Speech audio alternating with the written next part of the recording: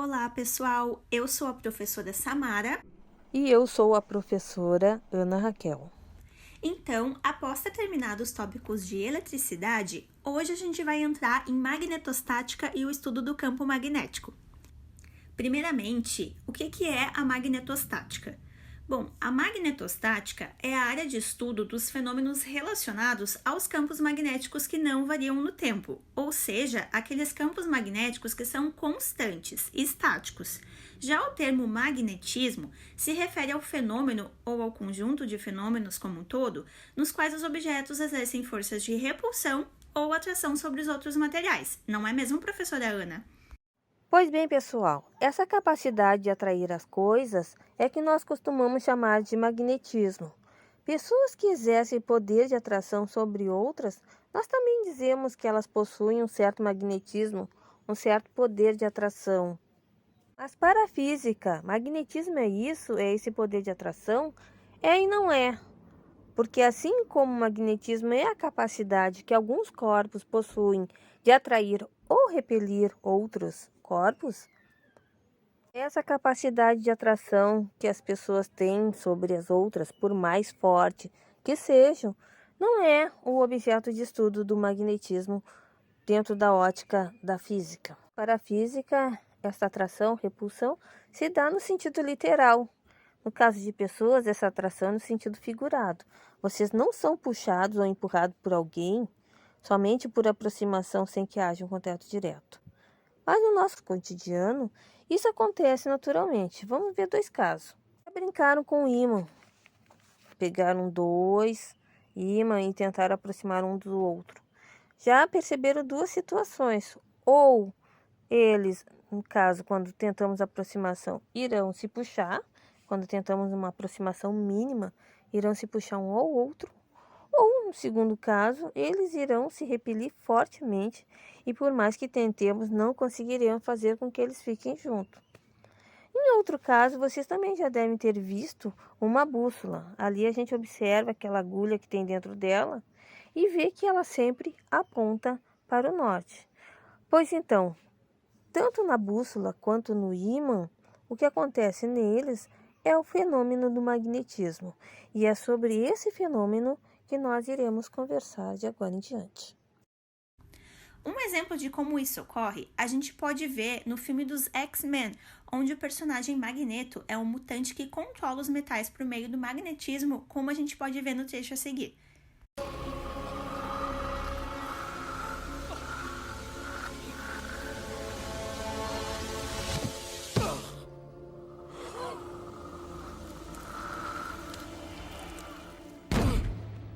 Mr. L'Oreal, never trust a beautiful woman, especially one who's interested in you.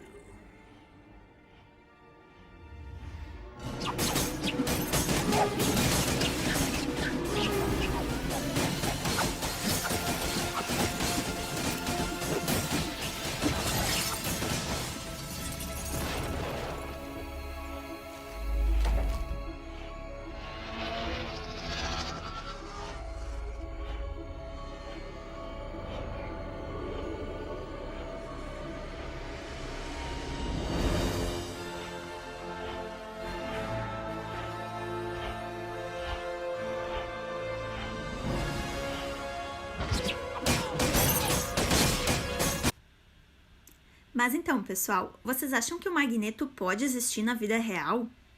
Várias notícias têm circulado em diferentes mídias de pessoas, principalmente meninos, que são capazes de atrair metais no seu corpo.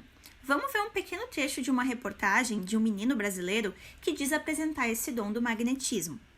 Os médicos conseguem explicar o mistério que existe no corpo do pequeno Paulo Davi. A história foi destaque no jornal hoje. Foi de uma hora para outra que Paulo Davi descobriu algo muito estranho no seu corpo. Ele atrai metais de diferentes tamanhos. É só aproximar que o objeto fica grudado no corpo. Tudo começou quando o pai do menino tomou conhecimento de que um garoto atraía metais na Croácia. E então decidiu fazer um teste com o próprio filho. E não é que deu certo? O pai faz a demonstração e aos poucos o abdômen do garoto de 11 anos fica cheio. O inusitado poder de atrair metais já rendeu até um apelido na cidade de Mossoró, no interior do Rio Grande do Norte, onde ele mora, o Menino Ímã. Inclusive, recentemente estava bombando no TikTok algumas pessoas que relatavam que após terem tomado a vacina contra o coronavírus, estavam atraindo metais no seu braço, devido a supostos componentes metálicos ou até chips existentes na vacina.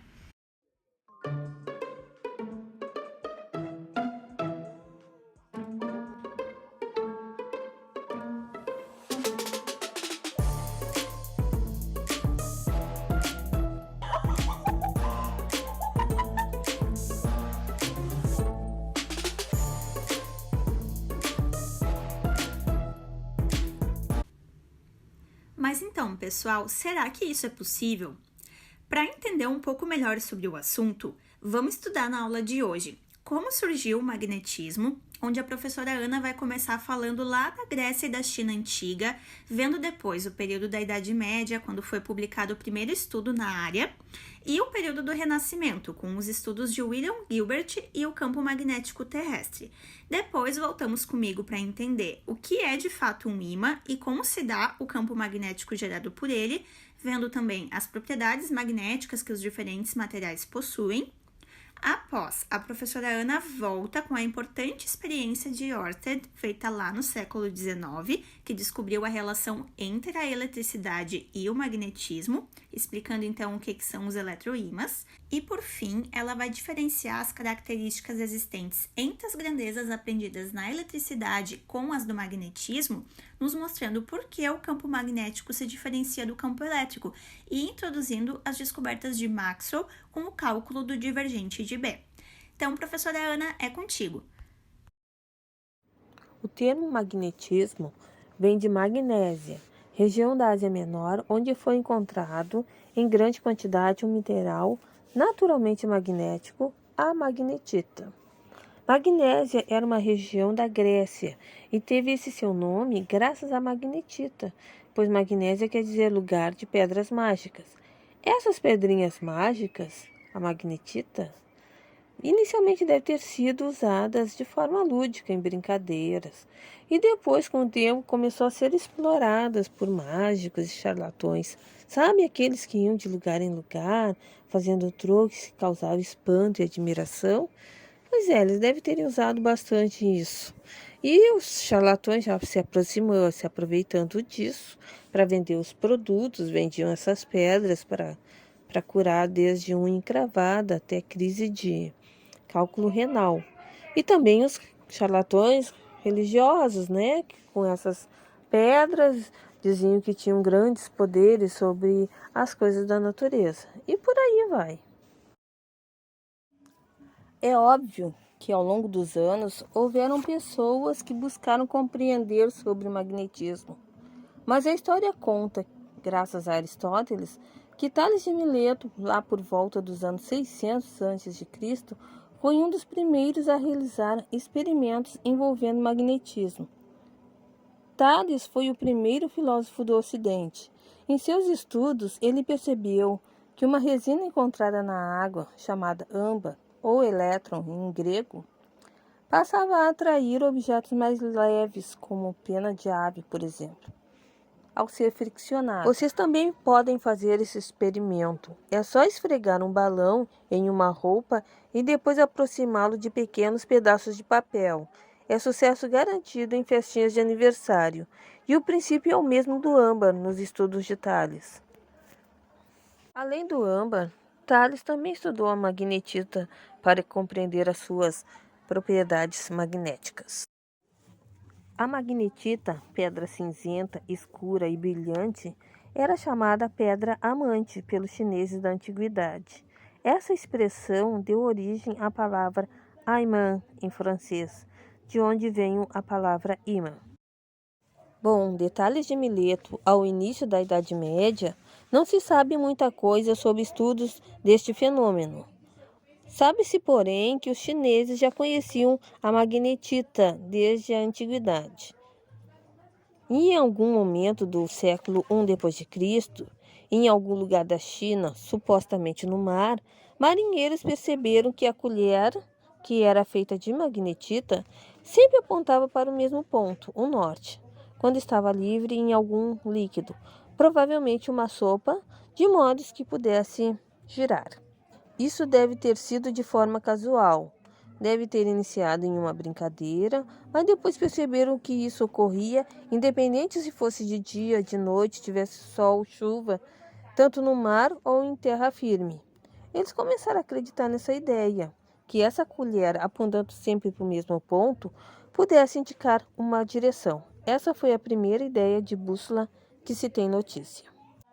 E isso mudou completamente a história da humanidade. Embarcações puderam se aventurar para além mar, porque sabiam como se orientar e retornar caso precisasse. As navegações puderam se ingrar para mares nunca dantes navegado, como já disse Camões. A história realmente teve um novo rumo. Petrus Peregrinus, um marinheiro francês, em 1269 fez a descrição detalhada da construção de uma bússola em forma de carta, conhecida como Epístola de Magnete. E neste livro ele foi além. Ele criou e escreveu a ideia de polos magnéticos, determinando a polaridade dos ímãs. Observou uma força entre dois polos magnéticos, que faz com que, quando estão próximos uns aos outros, os polos opostos se atraem e os iguais se repelem. Observou que polos magnéticos não podem ser isolados em dipolos, ou seja, que ao dividir ímãs em vários pedaços, cada um deles continuaria possuindo dois polos distintos. E no ano de 1600, William Gilbert, um físico inglês, publicou toda a sua pesquisa em um trabalho chamado Sobre os ímãs, os corpos magnéticos e o grande ímã terrestre. Como o próprio nome sugere, ele descreve a Terra como sendo um gigantesco ímã. Isso explica por que bússolas sempre apontam para o norte. Elas estão se alinhando com o sul do campo magnético da Terra. Mas então, pessoal, o que são de fato ímãs? Os ímãs, eles são corpos que possuem propriedades magnéticas, ou seja, que geram um campo magnético ao seu redor. Hoje em dia, há duas fontes de magnetismo conhecidas. Os ímãs permanentes, que a gente já viu, né? Podem estar presentes na natureza, como a pedra magnetita, que a professora Ana mostrou, que é um mineral permanentemente magnetizado, ou os ímãs produzidos industrialmente, por meio da imantação de metais. Ou ainda, os eletroímãs, que a gente vai ver depois, que são os ímãs gerados por corrente elétrica. Vamos começar aqui vendo um pouco sobre os ímãs permanentes. Quais são, então, as propriedades dos ímãs permanentes? Bom, os ímãs, eles vão ter sempre dois polos magnéticos, como descrito lá pelo Petrus Peregrinus, que a prof. Ana nos mostrou, que é o polo norte e o polo sul, e eles nunca vão estar separados um do outro. Então, os ímãs, eles vão ser sempre dipolos. Mesmo se dividirmos ele em dois pedaços e depois continuar dividindo em infinitos pedaços, eles vão continuar tendo polo sul e polo norte. E esses polos, eles vão exercer sempre uma força entre si. Por exemplo, os polos que são iguais, norte com norte, sul com sul, eles vão sempre se repelir, e polos diferentes, sul com norte, norte com sul, vão se atrair. Isso ocorre igual o que a gente aprendeu com as cargas elétricas, onde as cargas positivas atraem as negativas e cargas iguais se repelem. Mas e onde a gente pode encontrar os ímãs? Bom, atualmente eles são utilizados para diversas finalidades. Eles não servem só para prender recados na porta da geladeira, mas também para manter a porta da geladeira fechada. Eles também estão presentes nas tarjas magnéticas dos cartões de banco, nas portas automáticas, nos alto-falantes e também naqueles exames de ressonância magnética. Falando agora um pouco do campo magnético que os ímãs geram, nós sabemos que o magnetismo, ele se transmite à distância. Por exemplo, quando a gente aproxima dois ímãs, não precisamos encostar eles para que eles se atraiam ou se repelem.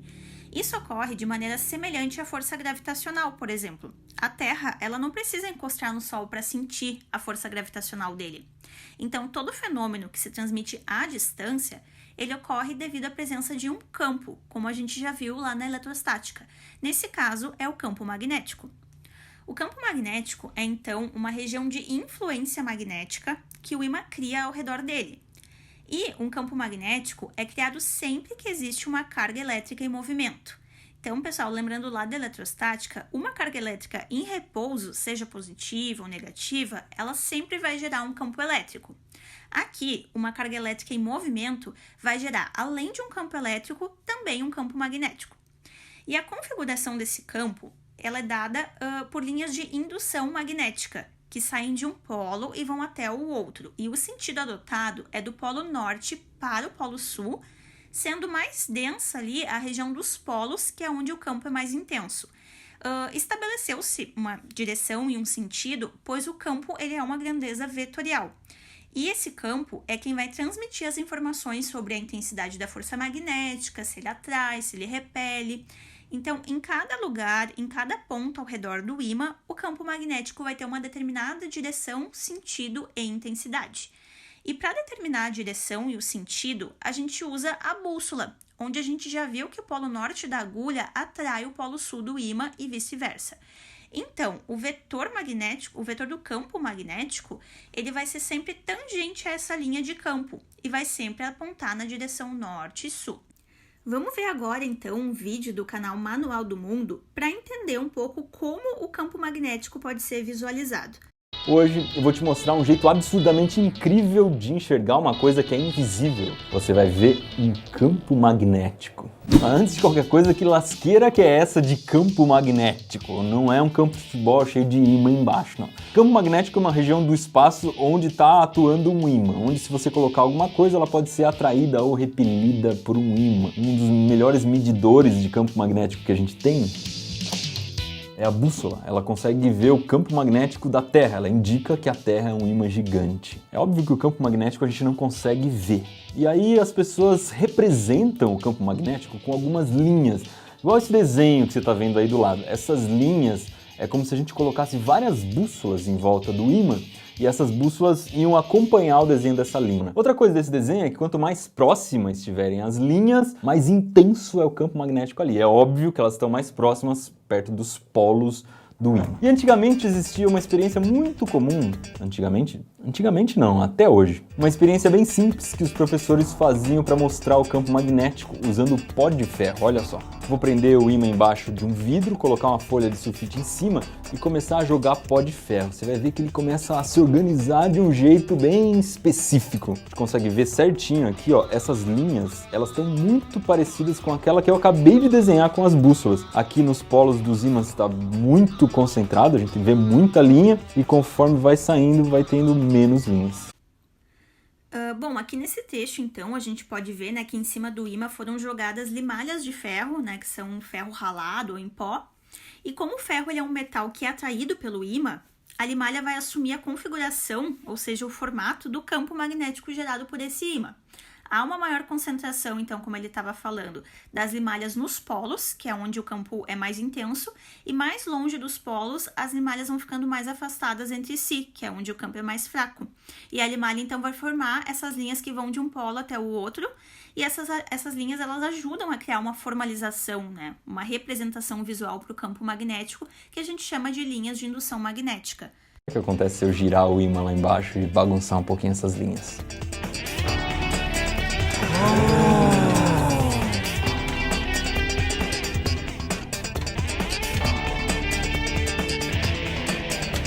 A experiência do pó de ferro é bonitinha, mas a partir de agora ela vai ficar no passado. Porque hoje eu vou mostrar para vocês um jeito totalmente diferente de ver essas linhas do campo magnético. São basicamente 5 ingredientes. Um tiquico de ferro fluido, aquele negócio é quase impossível de arrumar, mas eu descobri que dá para comprar no site da China e não é muito caro não, acho que vale a pena, hein? Vai precisar também de um pouco de óleo mineral dessa marca que eu tampei, mas você sabe que isso aqui é WD-40, não estou fazendo propaganda porque é o único que dá para usar. Uma fita de LED, essa aqui é verde por coincidência por causa daquela espada que a gente fez com o Jovem Nerd e era o que eu tinha aqui. E 2 pedaços de vidro, eu estou usando aqui um aquário porque eu não tinha o segundo pedaço de vidro e o aquário também facilita porque a gente consegue colocar coisas embaixo. Vou começar ordenhando aqui o spray de óleo mineral. Depois eu vou pingar 45 gotas dele nesse vidro de relógio. Em seguida, 15 gotas do ferro fluido, uma proporção de 3:1.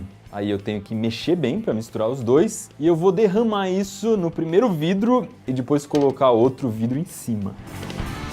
Formou um sanduíche de vidro como se o ferro fluido fosse o recheio. Ele se espalha sozinho, é bem fácil de fazer. O problema é que enche de bolhas e eu preciso tirar essas bolhas do recheio do sanduíche. Isso é chato pra caramba. Saíram quase todas as bolhas. Eu coloquei aqui embaixo pra gente poder gravar direitinho o que vai acontecer. E agora é só ligar o LED, botar o ímã em cima e apagar a luz.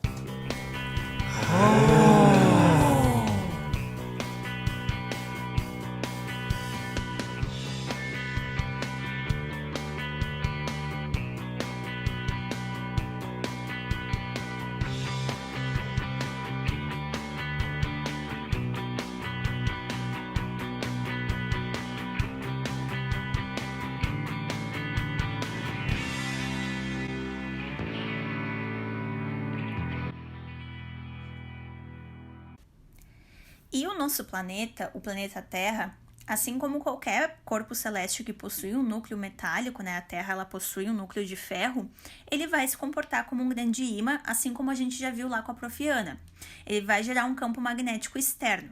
E as linhas de indução magnética desse campo, elas vão sair do polo norte magnético, que é o polo geográfico sul da Terra, e vão chegar no polo sul magnético, que é o polo geográfico norte ali da Terra. E é isso que vai orientar as bússolas. Esse campo magnético da Terra, ele vai funcionar também como um escudo de proteção. Por exemplo, ele vai nos proteger das partículas altamente carregadas que vêm do Sol, que é um fenômeno chamado de vento solar. Ele desvia essas partículas para os polos, como a gente vê ali na imagem, e isso causa os fenômenos das auroras, que vai causar essas lindas imagens, né, da aurora boreal no Polo Norte e da aurora austral no Polo Sul. Agora a gente vai falar um pouco sobre as propriedades magnéticas da matéria. Como a gente já viu antes, se a gente dividir um ímã em pedaços cada vez menores, ele vai continuar tendo um polo norte e um polo sul. Isso ocorre mesmo se a gente dividir ele em pedaços infinitesimais, chegando aos átomos que o formam. Esses átomos eles continuarão tendo dois polos distintos. Então, os próprios átomos eles vão se comportar como pequenos ímãs. Eles vão apresentar o que a gente chama de momento dipolar magnético. Então, o magnetismo ele é uma propriedade básica de qualquer material, porque qualquer material é feito de átomos. Assim, as propriedades magnéticas dos materiais elas vão ter sua origem na estrutura eletrônica dos átomos. A gente viu que o campo magnético ele é gerado quando a carga elétrica está em movimento. Nos átomos, tem cargas elétricas se movendo, né, que são responsáveis pela origem dos dipolos magnéticos, seja no próprio spin dos elétrons, que faz eles, né, terem diferentes configurações ali de movimento, ou no próprio elétron se movendo na eletrosfera ao redor do núcleo. E para entender melhor como isso funciona, vamos falar sobre os domínios magnéticos. Primeiro, vamos supor que a gente tem um prego de ferro, né? Como a gente viu, ele é constituído por átomos, como qualquer material, e esses átomos são minúsculos ímãs. Nesse caso, esses minúsculos ímãs, eles vão ter polaridades variadas, ou seja, os polos norte e sul vão possuir sentidos aleatórios. Quando a gente tem regiões microscópicas com átomos que vão possuir os seus polos magnéticos alinhados, a gente chama isso de domínios magnéticos. Né, que esses domínios eles vão gerar um campo magnético resultante. Porém, quando esses campos magnéticos resultantes eles têm diferentes sentidos, isso vai fazer com que eles se cancelem, eles vão se anular e o material não vai apresentar um magnetismo resultante, ele não vai estar magnetizado. Já quando a gente aproxima um ímã desse prego, né, como o ímã ele é um material que tem domínios magnéticos alinhados, ele gera um campo magnético resultante, ele vai tornar esse material, então esse prego, magnetizado. Os domínios do prego, eles vão se alinhar na presença do ímã, né, no sentido ali do campo externo do ímã. Então, esse prego ele vai se tornar magnetizado, ele vai ser atraído pelo ímã. Esses materiais que têm capacidade de se magnetizar na presença de um ímã, eles são chamados de ferromagnéticos. Eles são materiais feitos de ferro, níquel, cobalto ou uma mistura desses elementos. e eles podem ser magnetizados permanentemente, se tornando ímãs sintéticos. Lembrando, pessoal, que esses domínios eles podem ser desalinhados quando o material é aquecido a altas temperaturas ou quando esse material vai sofrendo quedas, né? O que vai variar ali dependendo da composição. Então, ele pode sim ir perdendo seu magnetismo com o tempo. Já nos materiais paramagnéticos, isso não vai ocorrer. Eles vão sim se alinhar na presença de um ímã, no sentido do campo externo, né? Eles vão se atrair, mas isso ocorre parcialmente, né? Então, isso não vai ser perceptível, né? A reação que ele tem frente à presença do ímã vai ser imperceptível para a gente. Exemplos desses materiais paramagnéticos podem ser o ar que a gente respira, né? O alumínio, o titânio. E os domínios dos materiais diamagnéticos, que são outros tipos de materiais, eles vão também se alinhar parcialmente na presença de um campo magnético externo, né, de um ímã, porém isso vai ocorrer na direção oposta ao desse campo, ou seja, querendo se repelir. Porém, isso também vai ocorrer parcialmente, vai haver um fraco alinhamento, o que torna imperceptível a magnetização desses materiais na presença de um ímã. Isso ocorre com materiais como o cobre, o bismuto, o mercúrio. Bom, agora que a gente já viu o básico da magnetostática, a professora Ana vai nos mostrar que esse fenômeno ele não ocorre isolado.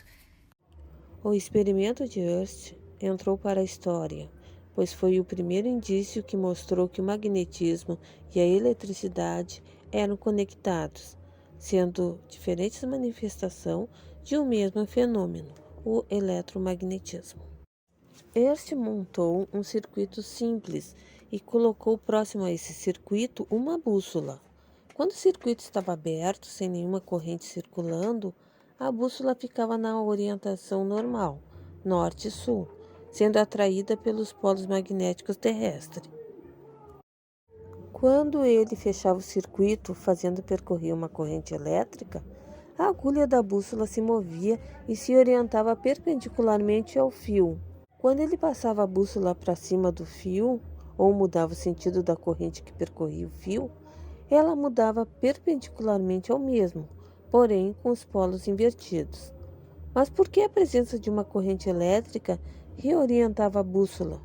Hurst descobriu que cargas elétricas em movimento geravam um campo magnético. A primeira aplicação dessa descoberta foi a criação dos eletroímãs, ou seja, ímãs gerados por corrente elétrica. O sentido e a direção do campo magnético gerado por uma corrente em um fio são dados pela regra da mão direita, onde o polegar é a corrente elétrica e aponta no sentido que a corrente aponta, e os demais dedos dão o sentido do campo magnético. Como ao redor de um fio o campo magnético é circular, como vemos nas fotos das limalhas, a bússola de Hurst mudava de polaridade ao passar para cima do fio. Justamente porque o campo ao redor do fio é circular e tem apenas um sentido, no caso da foto, anti-horário.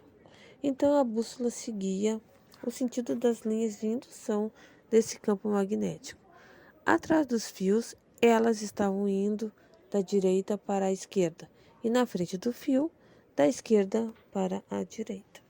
E este é o quadro das variáveis utilizadas relacionadas à eletricidade e ao magnetismo. Todo o conhecimento acumulado desde a antiguidade até meados do século XIX teve um fechamento com as 4 equações de Maxwell, que, como já havia dito, formaram a base da teoria eletromagnética. Essas equações mostram fenômenos já observados e formulados anteriormente por Gauss, Faraday e Ampère, porém descritas por Maxwell de uma forma sintética que facilitou muito o estudo e entendimento dos fenômenos físicos. Por ora, iremos apresentar a segunda equação de Maxwell, ou também conhecida como Lei de Gauss para magnetismo. Antes disso, veremos aqui o exemplo de 2 campos, o campo elétrico e o campo magnético. No campo elétrico, podemos ver que as cargas negativas e positivas estão separadas. Cada uma produz o seu campo, no caso das cargas negativas a um campo elétrico representado pelas setas entrando. E nas cargas positivas, as setas estão saindo. No caso do campo magnético, as cargas saem e entram em um ímã, sem a formação do que poderíamos chamar de cargas magnéticas. Para ímãs, sabemos que campos magnéticos, diferente da corrente elétrica, entram e saem do corpo que gera esse campo. Já visto anteriormente a questão da inseparabilidade dos polos, sabemos que sempre terá um polo norte junto com o polo sul. Então, o que acontece? As linhas do polo norte saem e as linhas do polo sul entram. Então, toda vez que vocês calculam o fluxo do campo magnético, o que será que vai acontecer? Vai acontecer o seguinte: o mesmo número de linhas de campo magnético que sai estarão entrando, ou seja, o fluxo vai ser sempre zero. Por quê? Porque em qualquer ponto da superfície que você calcular, vai haver linhas saindo e entrando. E esta é a forma integral da representação da lei de Gauss para magnetismo. A divergência do campo magnético é nula. Pensem comigo, pegando um volume mínimo que seja de um ímã, como diria os matemáticos, um volume tendendo a zero, e circulando, limitando ele por uma superfície fechada, sempre se verá linhas entrando e saindo deste volume, por menor que ele seja. Então, não há divergência nesse caso. Esse é um dos motivos que se explica que não há monopolos magnéticos. Essa forma de divergente de B é a forma diferencial. Bom, depois dessa bela aula da professora Ana, vamos retomar aqui, pessoal. Afinal, o magneto ele pode existir ou não na vida real? Bom, eu lamento dizer que essas notícias elas são fake news. Não há nenhum indício, pessoal, nenhum indício científico de que o corpo humano ele é capaz de atrair metais. O que a medicina relata que ocorre é que devido a essas pessoas que se dizem magnéticas apresentarem pouco pelo no corpo, isso favorece a aderência de diferentes materiais na pele. Além disso, a maioria desses materiais, desses objetos que eles utilizaram, tem superfície lisa. E não são só metais, eles usaram cerâmicas, vidros, Alguns mostraram aparentemente atrair vasilhas, pratos, controle remoto, outros materiais revestidos com plástico. E lembrando também que eles só conseguiam grudar os objetos quando eles estavam sem camisa e se inclinando levemente para trás, nunca para frente. Então, o que a medicina diz que ocorre é que, devido à oleosidade existente na pele dessas pessoas, algumas apresentam mais óleo na pele do que outras, isso favorece o material de grudar, ainda mais no final do dia, quando eles estão mais suados, digamos que pegajosos. Se eles fossem magnéticos, como a gente viu durante a nossa aula, ao colocar uma bússola perto deles, a agulha dessa bússola deveria girar na direção deles, mas não é o que as pessoas que tiveram contato com eles relatam, Ao invés disso, essas bússolas continuam apontando para os polos magnéticos da Terra. Em relação ao caso das vacinas, os especialistas, infectologistas, eles explicam que metais devem estar grudando na região do braço onde foi feita a vacina, também devido à umidade no local, ou até de terem ficado os possíveis resquícios da cola do curativo ali que é colocado após a vacinação, podendo grudar qualquer objeto, não só metais. E os especialistas afirmam que algumas vacinas, não só contra o coronavírus, mas vacinas em geral, elas podem até conter pequenas quantidades de metal, como o hidróxido de alumínio, mas que a quantidade é muito pequena, que não é uma quantidade capaz de causar tal atração. E que até medicações de venda livre que a população toma frequentemente, como um remédio para o desconforto do estômago, por exemplo, ele tem 1000 vezes mais esses metais do que uma dose de vacina. E a gente sabe que quando a gente toma essas medicações, a gente não vai sair por aí atraindo, os metais. Então, Lembram, né, pessoal, que os metais também, dois metais, eles não são naturalmente atraídos, só se um deles estiver magnetizado, como a gente viu em aula. Então, sejam sempre muito críticos, né? Estudem, se orientem aqueles que não tiveram a oportunidade de ter o conhecimento necessário, né, para não cair nessas fake news. Com isso, a gente termina, então, a nossa aula de hoje. Nas próximas aulas, vocês vão ver em maiores detalhes as leis de Ampère, lei de Faraday-Lenz e as equações de Maxwell, que foram leis desenvolvidas por cientistas que elevaram, assim, o eletromagnetismo a outro patamar, que nos mostraram que a ciência não se dá do dia para a noite, né? Mas que ela é uma construção humana, que evolui sempre de mãos dadas, sendo causa e efeito também da evolução do ser humano e da sociedade como um todo. Tá bem, pessoal? Obrigada a todos pela atenção. Bons estudos! Fiquem bem, tchau, tchau.